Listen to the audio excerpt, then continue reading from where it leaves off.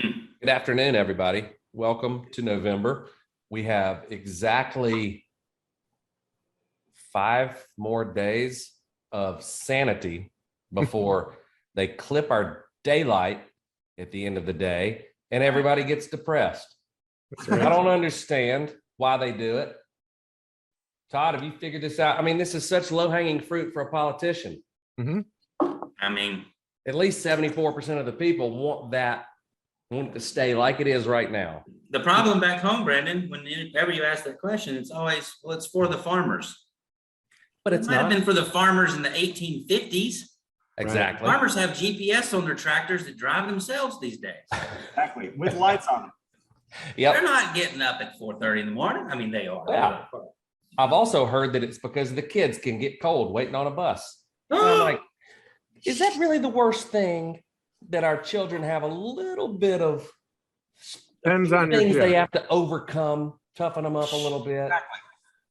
You know, Insane. I'm going to start making my kids stand outside at 6 a.m. Yeah. Just to toughen them up. Even though their sister drives them to school, I'm going to make them go stand outside for 15 Build minutes. character. I mean, B-dubs, you tell us. You're in the Marines. How many times do they make you stand outside or freeze to death or lay in water? You know? It's all about it. Yeah, all about building that tolerance. Pain is weakness leaving the body, and try to drill that into our kids. Yes, yeah, you know, it's good. That's it. It might snow tonight in Nashville. I'm making my kids sleep outside. That's it. Good call there. I'll let you report back and tell us how that goes before I make any rash decisions. Okay. Now, KCU, in all seriousness, did have to stand out in the cold for many years. Oh gosh, yeah. Going to the waiting for the school bus. Yep, sure did. All winter long. Yep. In what state? Right here in Nashville. It got cold. He's one of the few. I know. I don't want to hear it from you up there. Well, if I hadn't lived in Wisconsin for 7 years and then Michigan, I would not have such an authoritative stance on this. But yeah, I mean, you guys, come on. we don't know anything. But true confessions, in keeping with the Marine theme, having Hader with the Marine family on, the coldest I've ever been in my entire life was when I was in Marine combat training in North Carolina at Camp Geiger in the middle of the winter and freezing outside. That's literally the coldest I've been. So it wasn't in Wisconsin. It was not in Michigan. It was in North Carolina. So now I have to change my mind and empathize with you, Casey. I'm sure it was really cold. Jacob said that's, of course, why you stopped going in the 10th grade. So it's a little too cold. He didn't want to have to sit out there at the bus stop anymore. That's right. But forget this. I'm going to hang out over here and go get my plumber's associate's license. Associate plumber's degree. Brandon, you know what is good on a cold fall day? Audie's homemade chicken pot pie. Oh, is it good? Me. Talk about childhood memories. I did like that. Telling you, everyone on this call should try to figure out a way to make enough money to get yourself a private chef. Yes. You better not be Audie. Get your business big enough to where it demands you to have an awesome chef on board. Because it's one of the coolest perks of having this business, Brandon, and having Native, which is now closed down. But keeping the chef on, man, it just makes everyone's day, I think. Sure does. That is a brilliant idea. I mean, I'm pragmatically speaking, even if it's just dinner, I mean, that's actually something to work toward. That's pretty incentivizing for me. Oh, it is. Yeah, man. I think how healthy you get to eat too. Like salmon every day. Can't put a price on that, you know. I mean, you can and you will if you hire a chef. You'll have to put a price on it, but it'll be worth it. It'll be worth it. And you guys are always telling us on that back ourselves in a corner, though. I know we talk about, like, you know, not getting into the rat race and not buying cars until you're ready to pay cash for them and kind of that kind of stuff. But man, there's definitely value in, you know, hitting that upgrade first class ticket or experiencing something that you're just not used to experiencing. Kind of pay for it, you know. Within reason, there's something it does. I know Ayers and Sicily and some of the Newsom team has been digging in with the a coach that's talked a lot about that, but I definitely think there's something to it, because I think all of us have experienced that. Like, man, first class is pretty cool. Sometimes you got to treat yourself to know what you're missing. Yeah, you know? you got to treat yourself And occasionally. Yeah.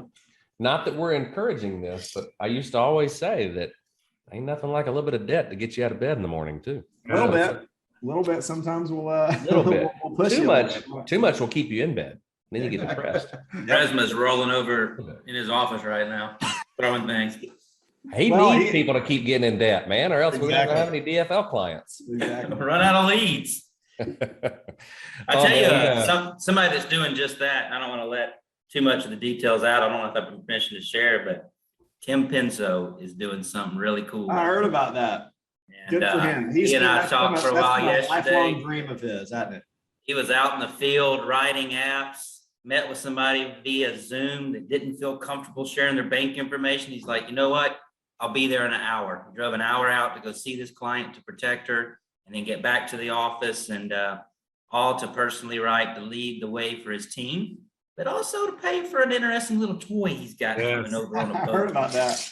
Which ended up being a good investment, but that's Yes. I don't know what we're talking about. Are we trying not to share any secrets here? Well, I don't know if Tim's letting me share the full details or not, but all right, we'll wait. I've got pictures that I'll show you, Brandon. Okay. Don't want to let any cats out of any bags. That's what I'm hearing. Right. Oh, but Casey, that's such a great It's point. not a Honda Accord. Yeah, it's such a great point of actually behaving your way into a new kind of feeling, or behaving your way into a new kind of thinking. So taking on an action. So first class upgrade, excursion. I know Delaney and his folks, the BMW Performance School, things like that. Yep. Some people are naturally motivated from the inside out to have no ceiling when it comes to their activity. Meaning if your revenue ceiling is this, there's some people that could care less, not revenue ceiling. If your revenue need is this, there's some people that just blow past it and like, I don't care what my need is. I'm just going to build a business, flourish, and let that, I'm going to exceed that no matter what happens.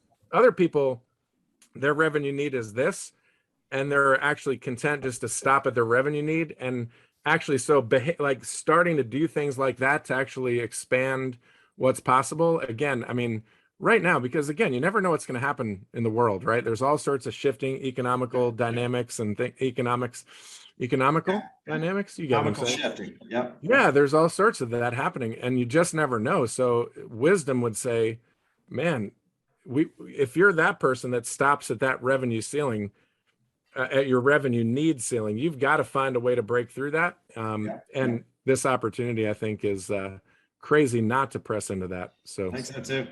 That's so good. And we've been talking to so many agents and agency owners that have asked for help with some agents that are kind of gotten to a comfortable place in their business. And what we've learned with all the tools and goodies we have and leads and buy leads, and any day there's new avenues. Max Day working on, you can buy a recruit anytime. What we found is a lot of people out there are doing enough production to just satisfy their current needs. And then they back off for the rest of the week. Yeah. Brandon, you were talking yesterday about some good mindsets and pushing through that, but when we're out there breaking records, and I'm getting agency owner after agency owner text messaging me all the records their agency broke the previous month.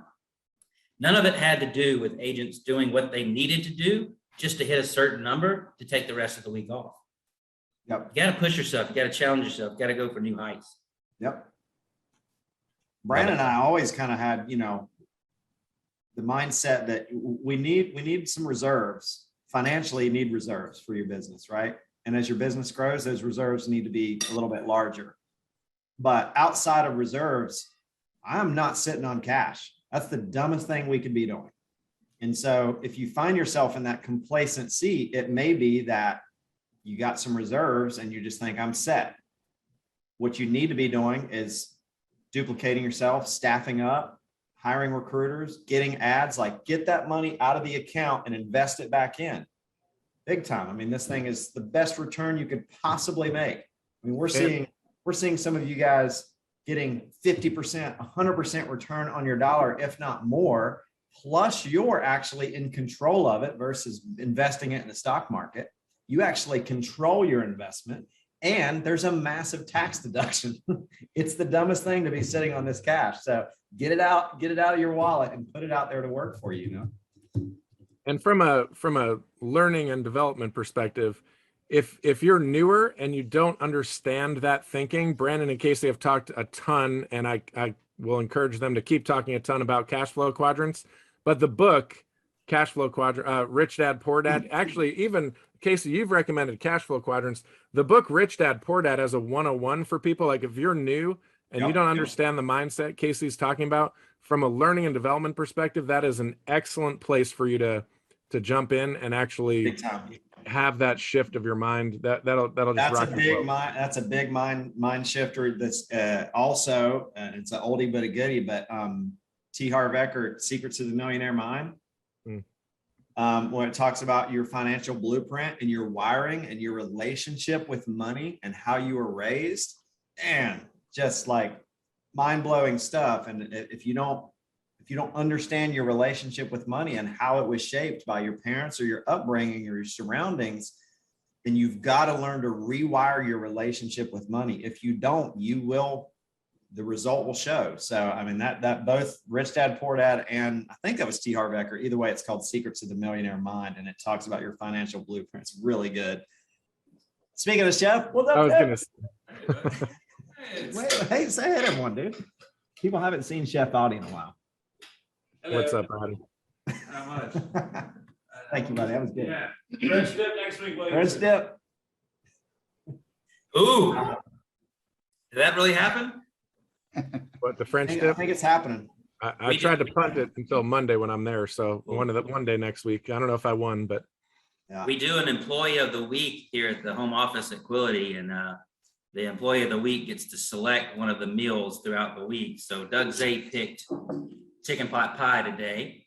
Right. I think John Edwards had fish and chips last week. Mm-hmm. And Colby and Casey are calling for a French dip next week. Yes, we are.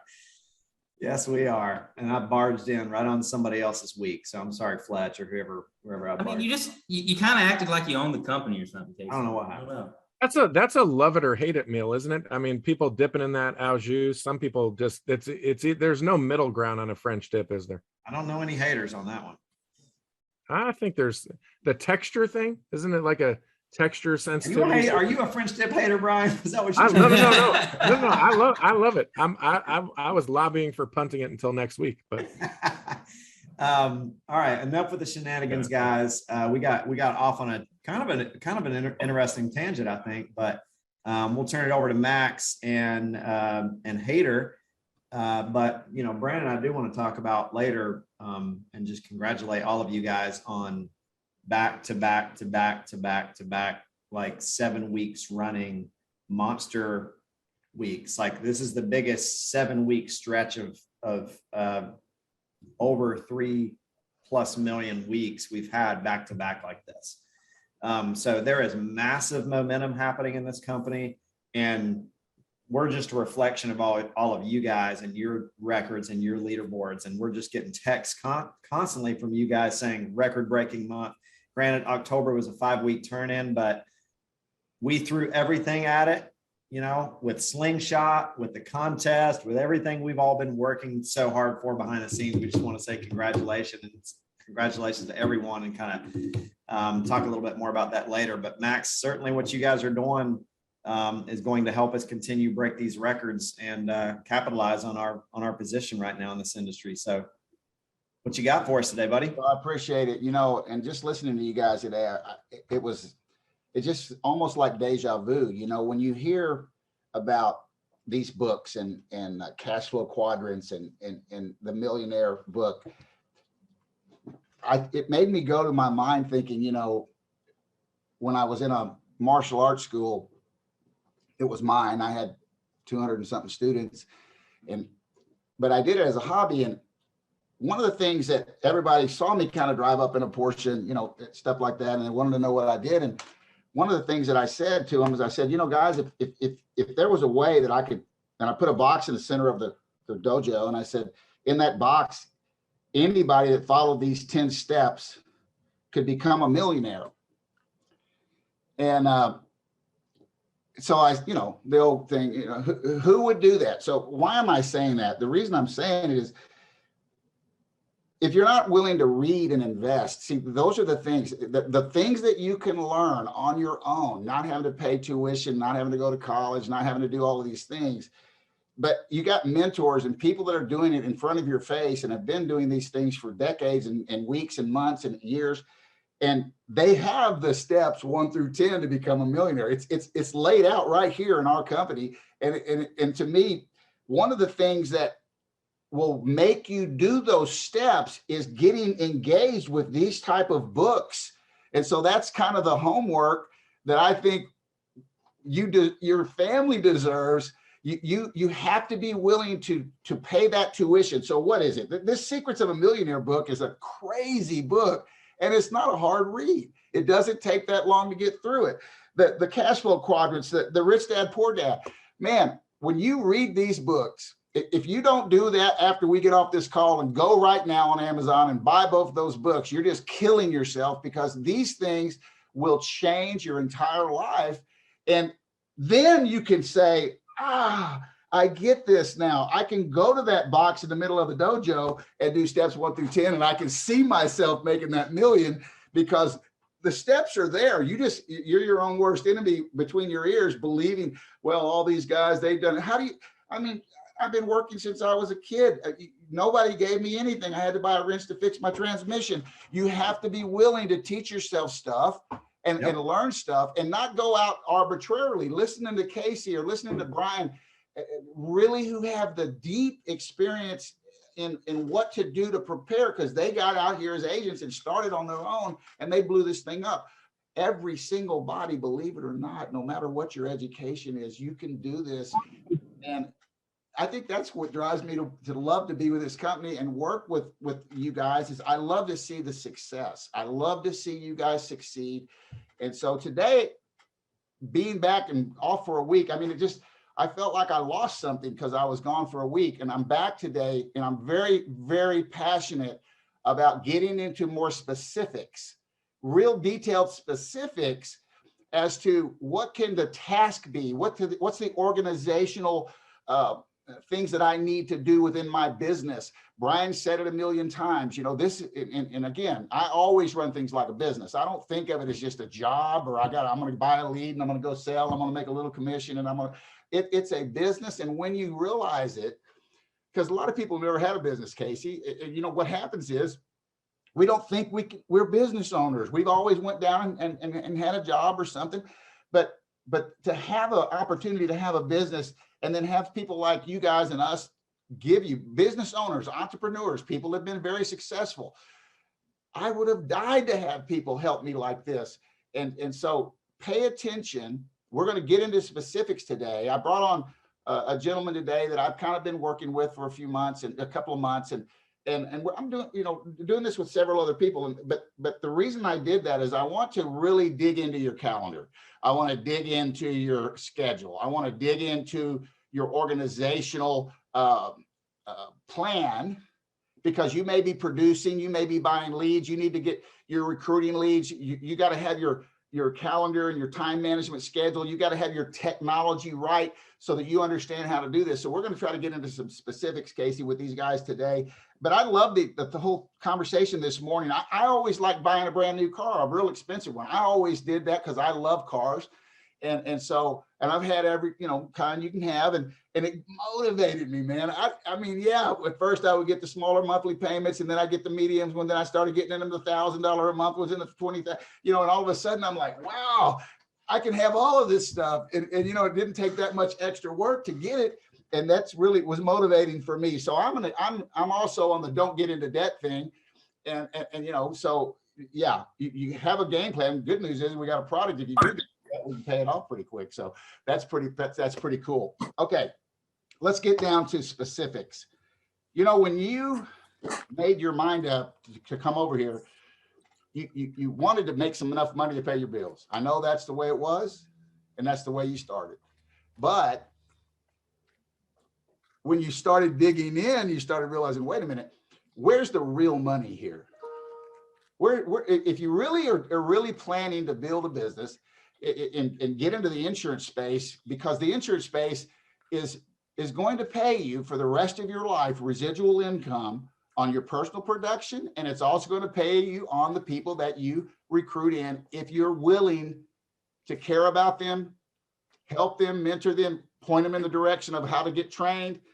And when you do that, that leverage, that override capability, I call it return on ad spend. When you spend $1,000 a month or 500 a month or 200 a month or whatever you decide to spend for recruiting, whether you're doing warm market recruiting, whatever you're doing, you've got to be recruiting, because each person that you recruit, I've said this the last time I was on, is a 500, 1,000, 2,000 a month override, depending upon the comp spread and where you brought them in at. If you spend $1,000 a month and you recruited one person, that $1,000 a month, it will have paid for itself just with one. What happens if you got 5? You know, it starts being exponential growth, the passive income. And that's where you see your mentors and your managers that are above you, and those that are above them, and those that are direct. And I mean, they didn't get there in 1 week. They read these books. They listened, they bought their leads, they kept their head down, they had their organizational skills in order, they had their time management skills in order, they had a calendar of events that were going to take place. What am I doing at 8 o'clock in the morning? Well, I'm checking my pendings. I'm getting prepared for my production leads. I've already set my appointments prior to 24 to 48 hours out.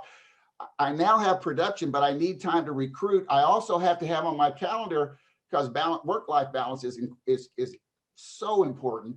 You know, when am I going out with my wife for dinner and things like that? So, Hader, are you on the call, man? Can you? Yes, I am. Yes, I am. Okay. Let me just say that I didn't know Hader. I mean, he's just somebody that was introduced to me through a few people that we wanted to do some beta testing with on these principles.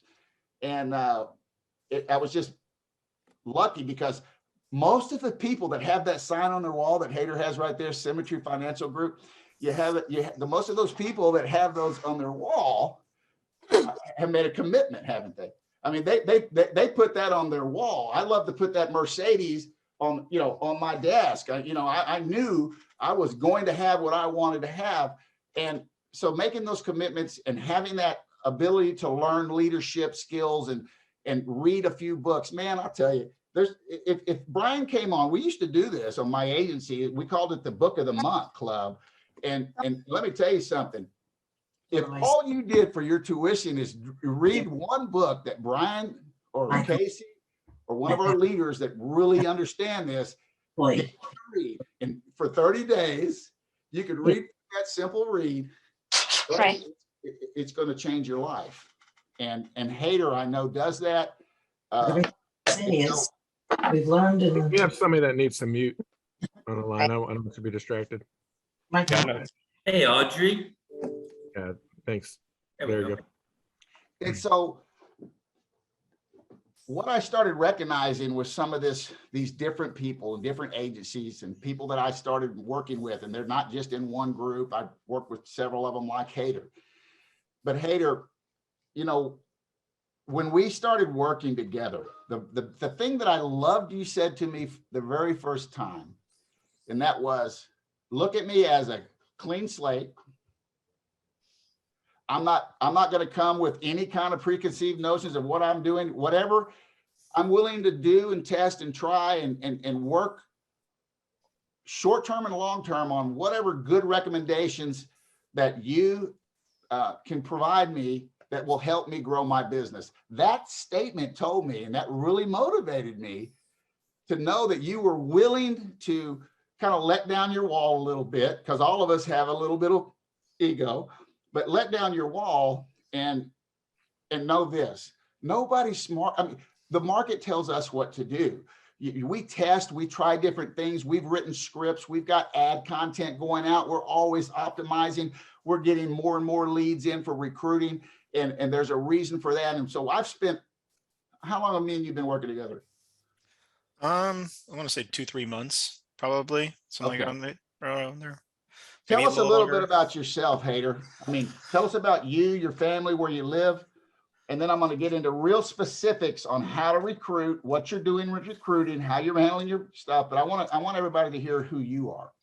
Hader Istanbuli. I'm under the Marshall Wayland, and God, I'm going to miss a whole bunch of names probably within this lineup, but I'm directed Dave Kushner, Miranda Martin, Ryan Miller. There's a middle name in there somewhere, and then Marshall Wayland. So that's the group that I'm a part of, and I got brought on. So my official Quility approved was actually about a year and 1 month ago. So October 6th last year. And I'm an agency owner and western suburbs of Chicago. You got a family? Yep.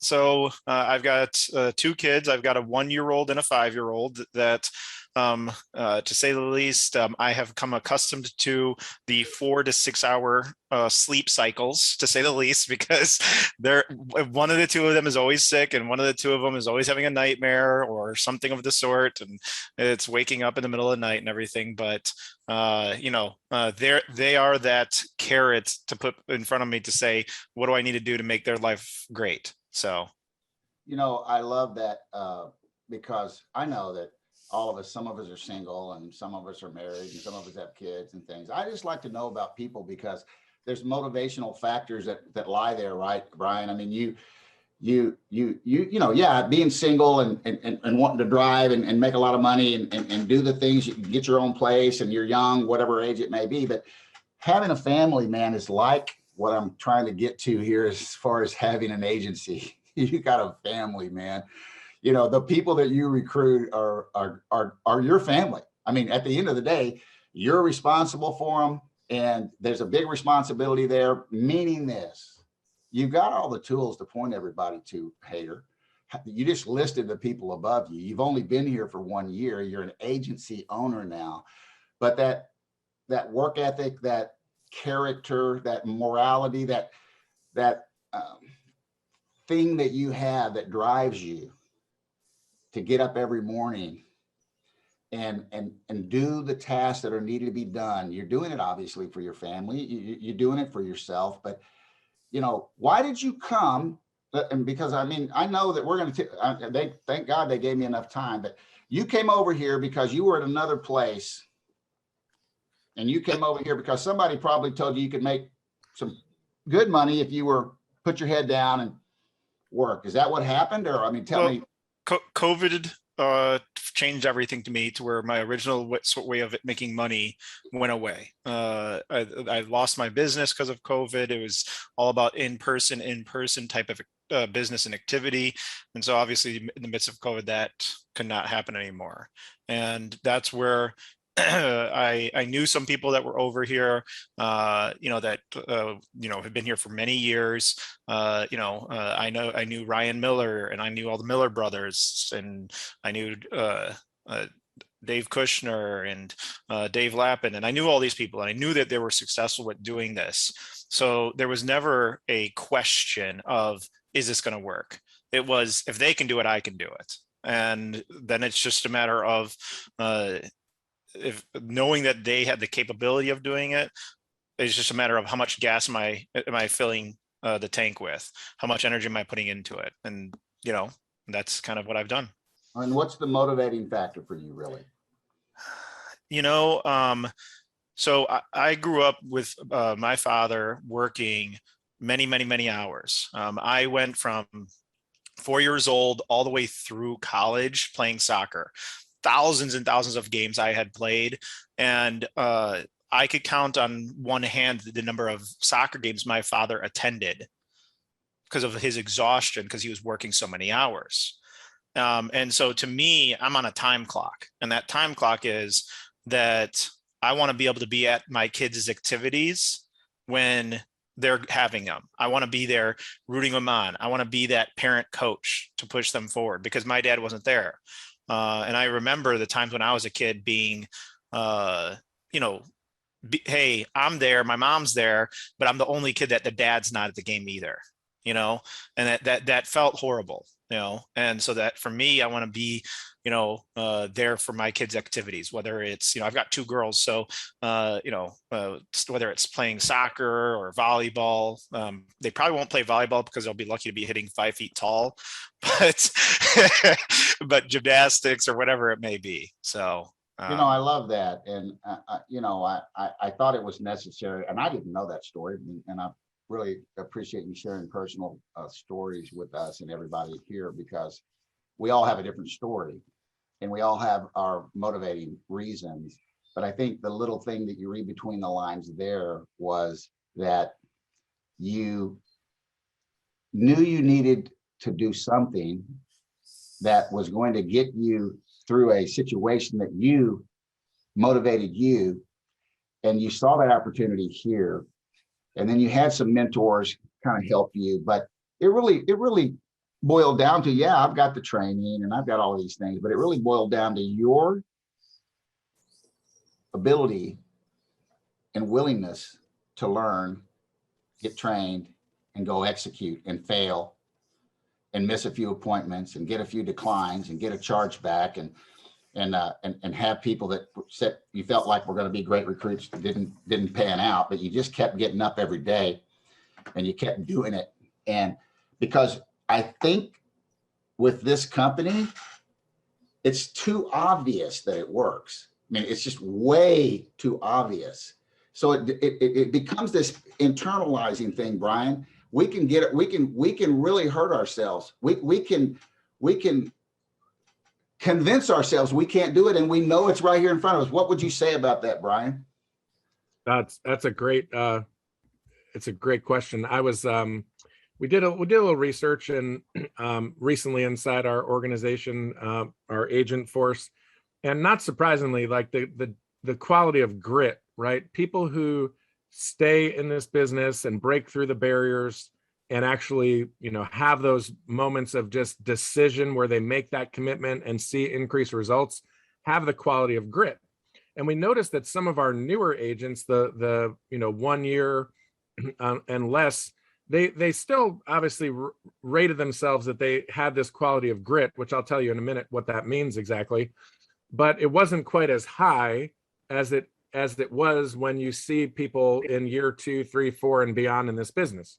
So obviously what that communicates is people that are successful and effective in this business either have grit when they come and they keep it, or they develop grit, right? And so grit, what it is, it's actually a trait that where we as individuals demonstrate both passion and perseverance toward a goal, despite being confronted by whatever obstacles come our way, whatever distractions come our way. So we're able to self-regulate, self-manage, lead ourselves, and postpone our need for positive feedback while we still work, right? So there's a lot of elements there, right? There's passion and perseverance towards a goal, no matter what comes our way, whatever obstacle comes our way. And then we're able to say, I don't care if I get positive reinforcement while I'm doing this, I'm going to do it for the sheer love of the work. And if you remember, we've talked a lot about engagement and really agent engagement and agent activation, and only more and better things coming down the pike on tools to help people do that better. But I would say people that smash through those ceilings, people who embrace their learning opportunities and break through it, they develop grit. And I think there is no substitute for learning to love the work that you do. And I think of many people when I think of that in this business, learning to love the work, even finding a way to gamify your world such that you have fun on the dials. You have fun when you hear a no and go for no and all those things. So grit is legit. And I think it's really the differentiator. It's a ticket to the game. We've got to find out how to develop our passion. That can come from a lot of things. It could come from our understanding of our own strengths. It could come from hobbies. It can come from lots of things. Got to keep our passion cup full. We got to keep our perseverance pedal down and see ourselves break through all those things. So, I mean, that's awesome. That is just spot on. Obviously, they have a reason they have a PhD behind your name, but I'll tell you this, he made it easy for us to understand. And that's kind of where I was going with this. We just have to make that decision and go do it. So let's talk about what the go do it is. Hader, you've got a calendar. You decided to recruit because you knew, obviously, this business, this business is where all the money's at. And so, but you also needed to make money at home. And so you were doing production. Can we just talk about your calendar for a minute? And then, you know, when you talk about time management or you talk about organizational skills, people don't know what that means. Let's just talk about what's on your calendar, man. What's on your calendar today? Well, first off, I'm going to say this, and I recommend this. Everybody go watch on Netflix. There's a 20-minute little thing called Explained, and it's the mind. And the episode is called Memory. And what it talks about is the idea of when you go to sleep, how does your brain work in terms of memory from one day to the next? And what does it remember and what does it not? And they're doing heavy detailed, and I know probably Brian's getting all the fuzzies of like loving this idea of they're going into heavy detail of what do we remember and not. And knowing that, and I've been doing this since I was in high school, is I write everything down. I write everything down. And when I was a kid before technology, I had a piece of paper and pen always in my pocket.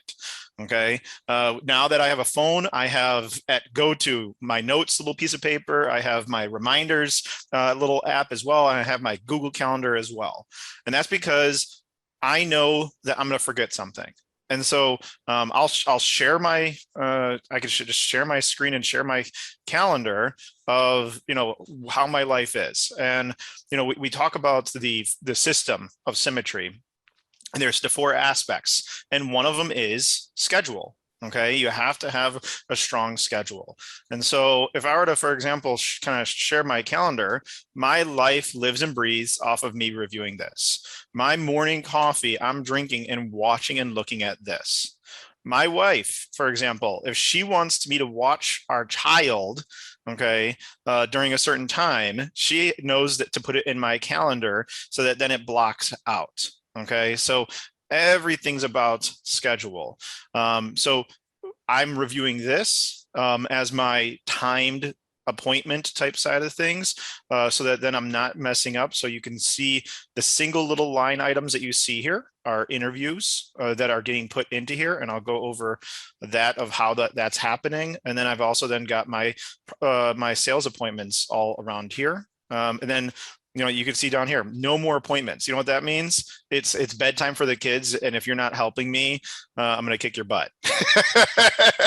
So that's that type of stuff. So that's kind of how I'm managing my time. Well, let me say a couple of things here, because, you know, I noticed, first of all, I know you have this calendar, and calendars can be, a big word, integrated with your schedule, so that if you're doing leads for this, or somebody's trying to get on your calendar for an interview or whatever, you've got that thing set up with a calendar program that looks at your calendar, and if somebody's trying to get on it, they can't get on it if you've already got some other place, you know, on your calendar.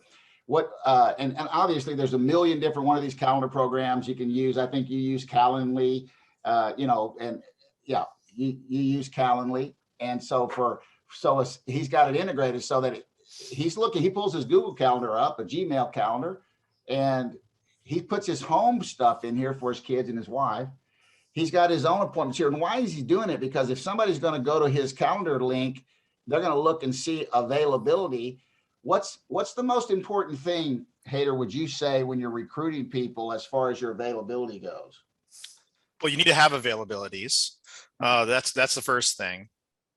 Also, and you know, we all have different styles, but I want people to do an interview as soon as possible.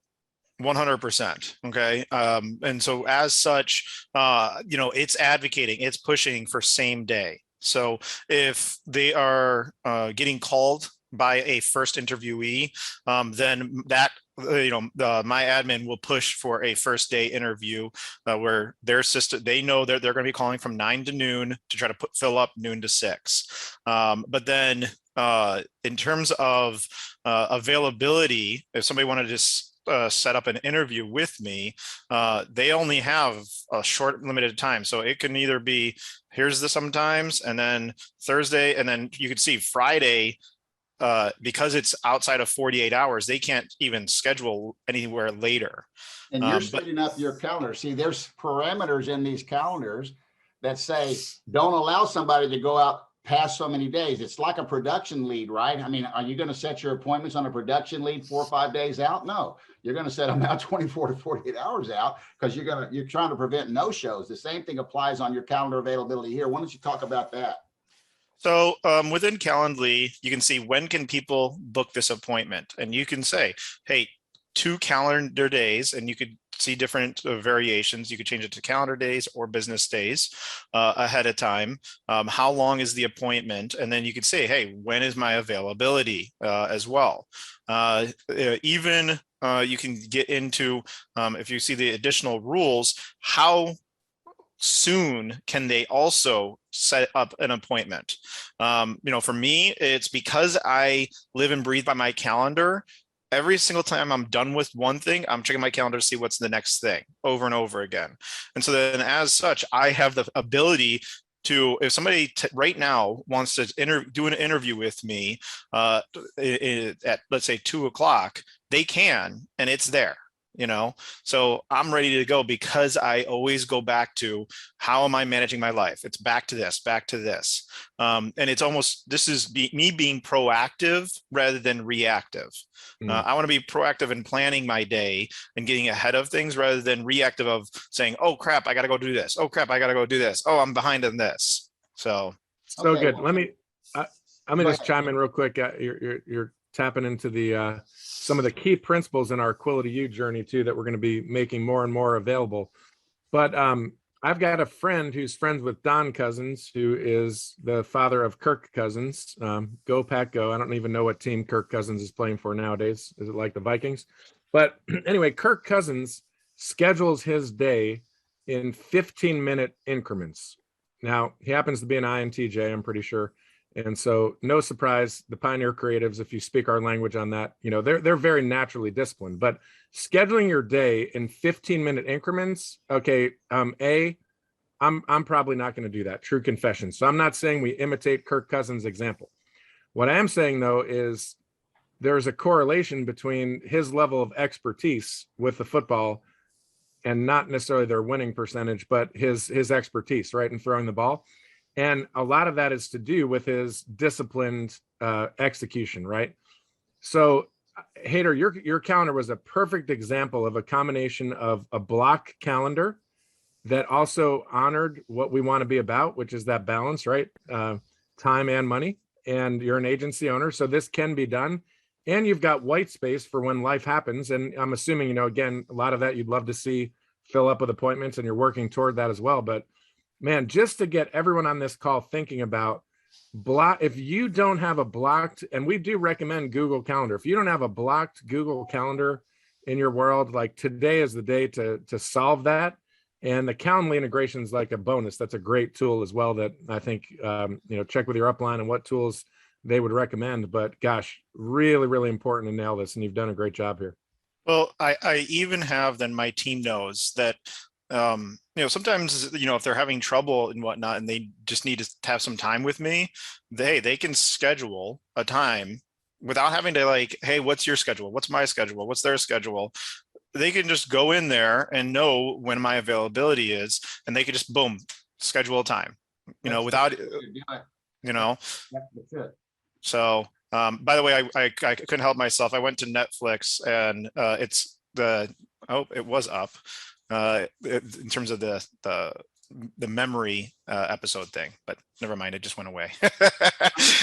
just thinking about our time here and how much time we have left, and man, the time and the calendar and the integration with Calendly. I mean, Calendly's free, so whatever your upline tells you to do, like Brian said, you can do it. If you pay for an account, it's $8 a month. I mean, these are just tools of the trade. Getting your Google Calendar is free. But I wanted to start there, Hader, because it's just one of those things. Like, we've gone through kind of mentoring with you know, what are you doing when you talk to them? Where are you getting your leads? And, you know, he's a cold market advertiser. He also does warm market, but the leads that go into opt are the same leads that haters using, the same place they're coming from, same type ad content. And you are getting these leads, these people are getting what, and because we went through this process of the 12 contact process, why it works, what text you're sending out, live call, when do you make it, email that you send out. Let's get into specifics. I mean, we're here to teach people what to do. Let's talk about exactly what you do. When you send out a text, you send out an email, you make a live phone call. How long do you wait on that lead to come off of to come in and before you contact them? I mean, what's the difference? Have you tested it? Let's talk a little bit about specifics, because I know we gave you a lot of content and things like that, but I want you to talk about specifics as what you do, because how many people, you know, you're getting a certain amount of people in, you just made AO, all of this stuff just came really fast for you. And it all happened just because you started implementing what the company provided you. And so I just wanted to hear what you have to say about that. Well, let's start off with this. Every action that somebody takes, something triggered them to take that action, that emotion. Okay. And when they finally take an action, they are at their peak emotion and temperature of, it was that much of something that was bothering them or hurting them or bugging them to where it was time for them to act. Okay. And especially in this day and age of people being so introverted, and everybody's on their phones constantly, that the human interaction is so hard and whatnot, that for them to take an action, there's obviously something that is causing them to have to take action. You know, that pain point is what we used to always say, that trigger point. And so at that time though, okay, they immediately start getting colder. Immediately. You know, I think about when you have an argument or you're angry with somebody. I think I was recently told, hey, listen, spend 10 minutes of your time or before you come to me for 1 minute of time. My brother's his daughter is huge into volleyball, and they said, hey, if you have a problem with us, you have to wait 24 hours since what happened before you contact us. Now, why do they do that? It's because, hey, I'm unhappy that you benched my kid. I'm angry at you, but wait 24 hours and then see if it's worth calling us. Well, now we have to think about the exact opposite thing. If we wait 24 hours, okay, they want them so that they can cool down so that they're not so angry. We want to get them where? At their peak moment, okay, where they took an action and let's roll. It's the reason why, you know, God bless our founders in terms of why they're trying to get the technology to get leads coming out as soon as possible. And it's because why somebody is calling, there's a trigger point as to why they are a lead, whether it's we're trying to help them with life insurance or they are a lead with recruiting. For example, I just got off the phone with my brother today where he had a client that was saying, think about it, think about it, think about it. And they kept thinking about it. He did 2-3 appointments and he was going through the perseverance of trying to get it. Husband got called this morning, true story. Okay. He got diagnosed with cancer and he did not have coverage and he couldn't take the action, right? You never know when life's going to hit you. And that's where it's our job to get people immediately. And so to me, if a lead comes in, recruit or sales lead, it's as soon as possible. So the number one priority every morning is calling your entire database that morning. Okay. And that's whether it's recruiting or the sales side of things. Also, I am trying to get everybody to then do the appointment, whether it's once again, sales or interview that evening. I want them immediately. And in this virtual age, and if you're managing your calendar properly, you are capable of doing so. Okay. Now, obviously, you have life type examples and stuff, but you have to put your life scheduled things. Hey, I have to go to the chiropractor. I have this doctor's appointment at certain times, but you still need to have that balance. So to me, I like having the number that I'm calling from is the same number that they're going to get a voicemail from, is the same number they're going to get a text message from. Okay. Because in this day and age, with all the different text messages and phone numbers and emails and voicemails and everything like that, if they don't recognize something, they're not going to check it. But if they see the same number across the board, and I believe it was 2-3 weeks ago, Brandon had mentioned the idea that I'm not going to answer a phone call from somebody, but I will read a text message from somebody. Now, even in this day and age, voicemail is sometimes people won't even listen to voicemails. I don't know about anybody else, but I'll call voicemails and like, oh, this voicemail is full. And it's like, wow.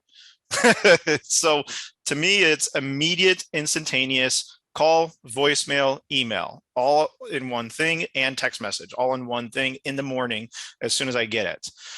Now, if I'm getting stuff in the afternoon, I am trying my best still to stay that same day. Hey, do it in an hour. And the reason why, and especially on the interview side, okay, we all have our different procedures, but to me, it's first interview to set up for the second. Hey, required videos.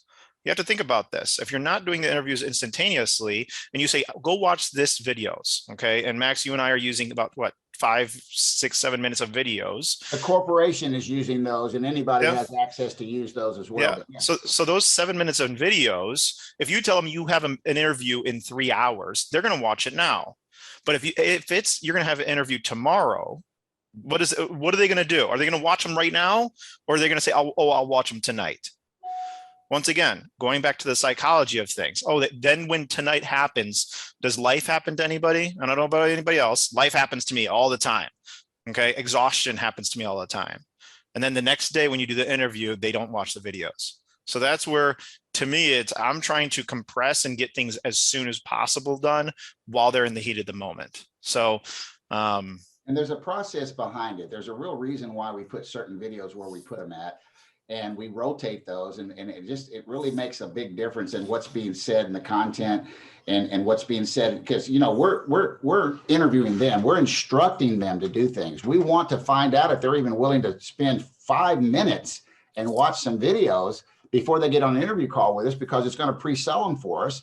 And we want, there's a real strategy behind that, because they get to hear from the founders, or getting to hear from some of the leaders, or getting to hear from some brand new agents. And they can see the level there. And I think that's very important to utilize professional content, but also to utilize a professional script that you're talking with when you interview them. So many people are, how you were when you first started, Casey talked about it earlier, about when you started, or Brian did, when you started making your appointment calls, and everybody's got butterflies in their stomach and everything else. And then it became fun. Then it just started becoming like, oh man, I'm making $50 an hour dialing, because if you add it up, how many dials I made and I go make an appointment. So I started thinking of it that way, and you're kind of the epitome. I know that we're getting close to the end of where we need to get off on this call. We'll just keep continuing it, Hader, because I'd love to continue this more specifically, show it on the screen, show the scripts that we're using, show the emails and the facts, the text that we're using, and then also get into maybe some more, how do you sound when you're talking to them? What kind of mindset? How are you controlling that conversation? What are you doing? Are you allowing them to speak so you can learn those pain points and then know how to solve those pain points behind that presentation? And so this is an ongoing training session, Casey, and it's something that we need to continue because it works. And Hader, I just have to. Can I mention something? I know you want to mention something, but I'm going to re-push to anybody that if anybody, whether it's on the trying to help families on the life insurance side or recruiting, go into Quill.io and go review the sections that start talking about low and slow, because it's a useful piece to whether you are recruiting or you are in any fashion, to really what it comes down to. I'd rather you go nice and slow and breathe. Okay. I could go really fast and go auctioneer talking with anybody, but I want you to always go nice, slow. Take your time. And that's the interview side of things. Okay. Hater, I got a couple rapid fire questions for you. Got 2 minutes left. All right. Bring it. Rapid fire. Quick questions, quick answers. Do you have a target on a monthly basis or a weekly basis as far as interviews go and appointment counts? And if so, what are those targets? So I'm looking to have 10 interviews per day over the 5 days, 50 interviews, and a personal 10 packets back per week. Okay. And how about sales appointments to fund all of this? Sales. So I've, when you hit AO, there's a big transition period of time. So when I was in my prime of selling, prior to me having a lot of agents that I'm putting a lot of time into, I was 20 appointments to try to do around 8,000 APV per week. This is all virtual. I don't like going in home. I'm almost to the point of saying to my agents, like, all right, be safe before going to in home. So what's your okay, great. What's your marketing budget right now, and what platforms are you using to get those action steps from people looking for work? So looking for work. So that is Indeed, Zip, and then I'm also then obviously constantly consummate going into the Facebook of trying to, I'm a passive on Facebook because once again, you got to keep posting because something that doesn't hit somebody today is going to hit and be that like, new life experience in the next month. So and are you resharing content that corporate's putting out? Are you developing your own? How are you doing that? So what technology algorithm wise, you want to you could share things, of course, but I like grabbing the images or grabbing the content and reposting it manually myself, just so that then it gets a lot better eyeballs in my viewpoint. So and your monthly budget or weekly budget on recruiting, and then also you're trying to get 8,000 a week of production. So what's your budget on lead flow too? So let's go the sales production side of things first. So I'm looking $700-800 a week in lead spend to then go get that 8,000. It's the simple rule of thumbs that you guys kind of went when you guys came up with the new lead concepts. Always my mentality is if I spend $100, I need $500 in commission. And so if I'm spending $800, then that's gonna be $4,000 in commission. That's kind of where when you guys are telling me over and over again you guys were saying like, oh, don't put yourself in a high debt situation. No, screw that. I'm gonna push myself because that's gonna wake me up a little bit earlier. I always tell people you don't know a carrot exists out there until you see the carrot, which basically is the idea of like get that taste of the luxury so that then to chase it. If you don't know that luxury is out there, you're not gonna go get it. Love it. And then monthly budget on recruiting ads. What's your marketing budget? So it varies because of all the different, if I have an admin that's dialing full time or not and whatnot. So that's where, I'm willing to spend as much as $200, $300, $400, $500 in a week to, a couple, whatever it may be, because how can I say this best? If I wanted to go buy a business today, making $100,000 a year, doing that business, how much do I have to spend and buy that business for? Think about that. If you and I know you guys are talking to you guys, doing that whole initial public offering type stuff that you guys are wanting to do over the next couple of years. It's my old rule of thumb with my old financial analytics thought process was if I want to buy a business for making $100,000, I'm going to be buying that business between $200,000 to $300,000. Yep. That's a rule of thumb. Well, we're here, and how much are we buying the business for? $0. Now we could do the obvious investment into agents, and you could do the investment into leads. That's an initial investment. But if you gotta, sometimes you gotta dig yourself a little bit deeper into a hole to get yourself out. Yep. So you gotta lean into it sometimes. You're right.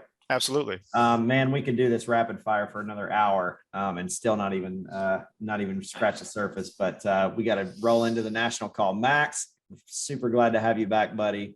Thank you. And Hader, thank you very much. Great for job. jumping on Hey. today. And Hader and Max, do me a favor, if you would, when you finish up, would you check into the chat? A lot of people asking specific questions they would love for y'all to answer. yep. Okay. And This was a blessing, and I appreciate all of you guys for doing this. I mean, Symmetry saved my life because I literally had no other option with this. So thanks to Brandon, Brian, Casey, Max for helping out, all of you guys. thank you, buddy. Proud of you, man. Thank you. Hader. Yeah, man. Buddy. Yeah, you're paving the way for so many new up and coming AOs too. So, man, thank you for leading the charge. Yep. And just on this note, Brandon, before we kick into the national call, next week will be the first builders call where we start back at 12:30. I know we wanted to go for about a month where we felt like we needed to dig in for about an hour. We probably still do, but in an effort to kind of not make Wednesday's call marathon too much of a marathon, we're going to start back at 12:30 next week for the builders calls moving forward. If we need to go back for an hour again, we will. But we're going to kind of rapid fire it starting at 12:30 next week on recruiting, building, leading, and then roll into the national call at 1 like always.